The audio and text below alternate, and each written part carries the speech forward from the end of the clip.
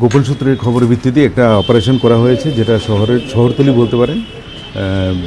গত পরশুদিন গভীর রাতে খবর আসে যে ওসি রামনগর আউটপোস্টের কাছে খবর আসে যে ওখানে ড্রাগস সহ বাইক নিয়ে দুটো ছেলে আগরতলার দিকে আসছে এবং এরা শহরে অথবা শহরতলি কোথাও অথবা শহরের বাইরে কোথাও এগুলি ডিসপোজ করবে।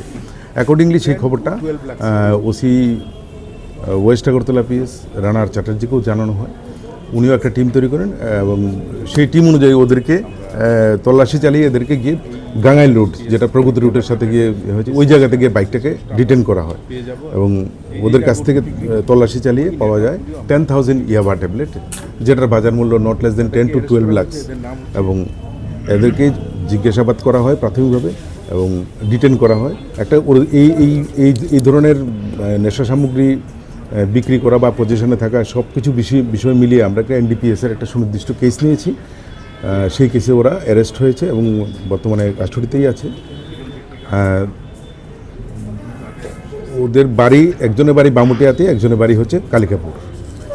এবং আমাদের দৃঢ় বিশ্বাস ওদেরকে জিজ্ঞাসাবাদের পর আমরা আরও অনেক কিছু তথ্য জানতে পারবো যে কোথা থেকে এই জিনিসগুলি ওরা পেয়েছে এবং কোথায় নিয়ে বিক্রি করবে।